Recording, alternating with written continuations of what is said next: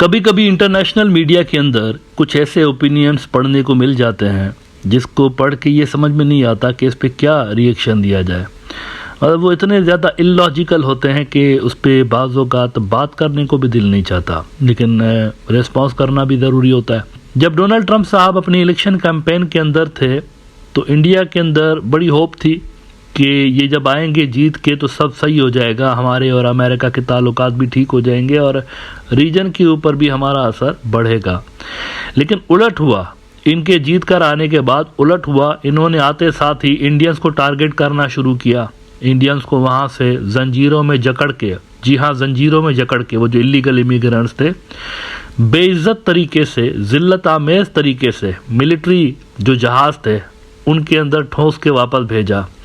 फिर इन्होंने Indian companies के ऊपर टैरिफ बढ़ाने का ऐलान ना सिर्फ किया बल्कि कई सारे सेक्टर्स में टैरिफ बढ़ाया भी। अभी हाल ही में 1-2 रोज़ पहले भी उन्होंने एक स्टेटमेंट दिया है जो कि द प्रिंट के अंदर भी छपा है, India takes advantage of us, we have a 200% tariff there and then we are giving them a lot of money to help them with their election। तो ये उन्होंने इंडिया के लिए अपने ख्यालात का इजहार किया, काफ़ी नेगेटिव किस्म के आप कह सकते हैं। ज़बान से भली वो कहते रहे माय फ्रेंड मोदी, लेकिन उनके जो एक्शंस हैं वो साफ तौर पर जाहिर कर रहे हैं कि इनका ये जो दौर होगा इंडिया के लिए कुछ ज़्यादा बेहतर नहीं होगा। अच्छा, इस सब के बावजूद भी, ये सब कुछ हो गया ना, उन्होंने देख लिया कि इन्होंने आते साथ ही क्या क्या हरकतें की हैं इंडियंस के खिलाफ, लेकिन इस सब के बावजूद आज मुझे नज़र आया इंडिया का एक बड़ा न्यूज़ आउटलेट है, one of the largest English news outlet जो कि इंडिया के हैं, द संडे गार्डियन। इसके अंदर सोवियो रोड्रिगेज साहब का एक आर्टिकल मुझे नज़र आ गया, ओपिनियन। इन तमाम डेवलपमेंट्स के बावजूद वो कहते हैं कि Pakistan ISI should fear Donald Trump second term. इसके अंदर उन्होंने तरह तरह की बातें की हुई हैं कि बांग्लादेश के अंदर जो कुछ भी पाकिस्तान कर रहा है इसके कंसिक्वेंसेस उनको भुगतने पड़ेंगे, डोनाल्ड ट्रंप नहीं छोड़ेगा उनको। जी हाँ, डोनाल्ड ट्रंप नहीं छोड़ेगा बांग्लादेश के मैटर्स के हवाले से। मुझे समझ में नहीं आया कि पिछले दिनों डोनाल्ड ट्रंप ने तो ये कहकर उम्मीदों पे पानी फेर दिया इंडिया की कि बांग्लादेश का मुद्दा इंडिया जाने बांग्लादेश जाने, हमें इसमें बीच में पड़ने का कोई शौक नहीं है। उन्होंने कहा ना उस दिन जब नरेंद्र मोदी इंडिया गया, कैटेगोरिकली उन्होंने कहा कि हमें कोई इसमें बीच में नहीं पड़ेंगे, ये इंडिया का मैटर है। और फिर जो जॉइंट स्टेटमेंट आई उसके अंदर भी कोई जिक्र नहीं था बांग्लादेश का। इसका मतलब साफ है कि इनकी पॉलिसीज इंडिया सेंट्रिक नहीं है, बांग्लादेश के हवाले से इनकी इंडिपेंडेंट पॉलिसी है। उन्होंने इंडिया को कहा कि आपके जो मैटर्स हैं आप देखिए, हमारे जो मैटर्स होंगे हम देखेंगे। इसके बावजूद वो कहते हैं कि Pakistan inter services intelligence ISI has long operated as a shadowy force behind instability in South Asia, backing jihadist network in Afghanistan, fomenting terrorism in India, and now playing a pivotal role in destabilizing Bangladesh. While successive US administrations have tolerated Pakistan's duplicity, the second term of Donald Trump could bring a reckoning unlike any before। और उसके बाद वो बड़ी interesting बात कर रहे हैं। The assassination of Iranian general Qasim Soleimani in 2020 was a stark warning to all state-backed terror networks. No one is untouchable.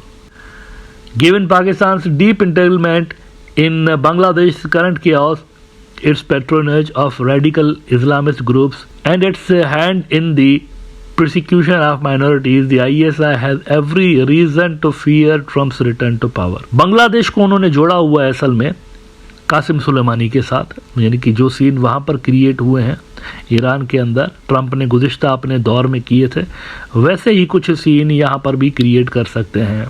अच्छा, क्यों कर सकते हैं? इंडिया की वजह से, अमेरिका की वजह से तो कर सकते हैं, इंडिया की वजह से भी उन्होंने कहा कि कर सकते हैं।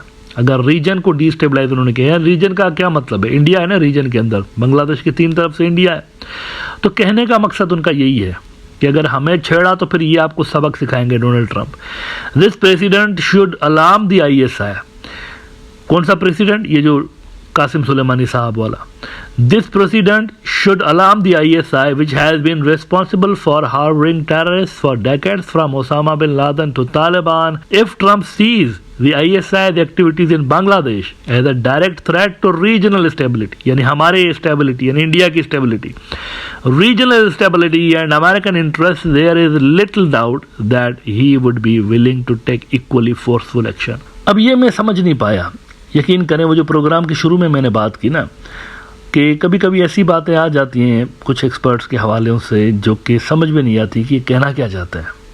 कहाँ कासिम सुलेमानी, कहाँ बांग्लादेश, ये किधर का किधर से मिला रहे हैं, कहाँ वो ईरान, कहाँ ये पाकिस्तानी, अलग अलग मामला है बिल्कुल। लेकिन ऊपर से ये कह देना हमें छेड़ा, अगर इंडिया को छेड़ा, रीजन हमारा डिस्टेबलाइज किया, तो डोनाल्ड ट्रंप वही करेगा जो कि कासिम सुलेमानी के साथ किया है। Does it make any sense? कौन सी अजीब सी बात की उन्होंने।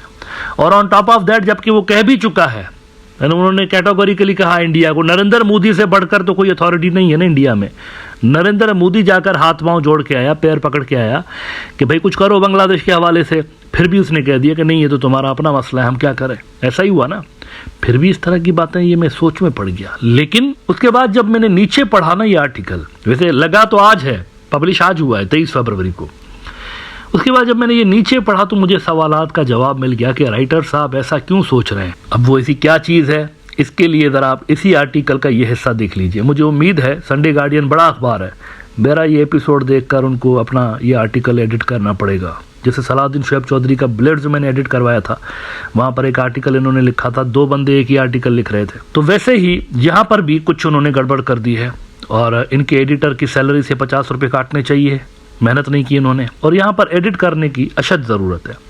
इसी आर्टिकल में वो साहब कहते हैं, if Trump returns to power he is unlikely to tolerate such developments specially if they pose a threat to regional security. भाई और कितना रिटर्न करेगा पावर के अंदर, वो आ गया है, कब का आ गया है भाई, उसको तो कितने हफ्ते हो गए पावर में आए हुए। 20 फरवरी को उसकी ओथ टेकिंग सेरेमनी थी, इतना अरसा हो गया है उसको आए हुए, और कितना पावर में आएगा। और ये इफ़ लिखने की क्या मतलब है, इसका क्लियरली मतलब ये है कि ये पुराना इन्होंने आर्टिकल लिखा है और पहले का लिखा हुआ है, इलेक्शन से भी गालिबन पहले, और ये इन्होंने पब्लिश नहीं किया था, ये अभी पब्लिश किया है, एडिट करना भूल गए हैं। लेकिन इससे कम से कम आपको ये चीज़ क्लियर ज़रूर हुई है कि इंडिया के एक्सपर्ट्स को ये जहन में जितने भी खुशफहमियाँ थी कि ये हो जाएगा वो हो जाएगा, कासिम सुलेमानी वाले सीन क्रिएट होंगे, बड़ा मज़ा आएगा यहाँ पे, हमारा रीजन डिस्टेबलाइज किया अगर पाकिस्तान ने या बांग्लादेश में हमारी मर्ज़ी के ख़िलाफ़ काम हुए तो डोनाल्ड ट्रंप रिस्पॉन्ड करेगा, वो सारी खुशफहमियाँ पहले ही हफ्ते में धुल गई। एक होता है ना, आप 4-6 महीने वेट करते हैं, यार देखते हैं क्या पॉलिसी है इसकी बांग्लादेश के हवाले, तो पहले ही हफ्ते में धुल गई। पहले ही हफ्ते में नरेंद्र मोदी के पहले ही दौरे में नाकामी मिल गई उनको। उन्होंने कह दिया कि कुछ भी नहीं करना हमने बांग्लादेश के हवाले से, आप जाने और वो जाने, बांग्लादेशी जाने, we have nothing to do with that, we leave it up to you. यही कहा ना डोनाल्ड ट्रंप ने, आप पे छोड़ते हैं। लिहाजा ये सारी असेसमेंट्स गलत थी। और ये बाय द वे सिर्फ ये जो राइटर साहब हैं, सिर्फ इनकी असेसमेंट नहीं थी, मैं सिर्फ इनको इल्ज़ाम नहीं लगा रहा हूँ इस तरह से, ये जनरली परसेप्शन थी इंडिया के अंदर। इंडिया की जो इंटेलेक्चुअल कम्युनिटी है वहाँ पर जनरली यही परसेप्शन थी कि यार बाइडेन बहुत बुरा इंसान है, इनके दौर में तो इंडिया बांग्लादेश के जो ताल्लुकात हैं बजाय इम्प्रूव होने के ख़राब हुए हैं। तो वहाँ पर जनरली ये परसेप्शन थी कि डोनाल्ड ट्रंप के पहले दौर में इंडिया और अमेरिका के ताल्लुकात अच्छे हुए थे, तो सेकंड टर्म में भी यही होगा, इंडिया और अमेरिका के ताल्लुकात अच्छे होंगे और ये हमारे इंटरेस्ट को प्रोटेक्ट करने में हेल्प करेंगे। तो जनरली ये ख्याल था इंडिया के अंदर। वो सारे ख्यालात धुल गए और वो जो सारी असेसमेंट्स थी वो गलत साबित हुई हैं।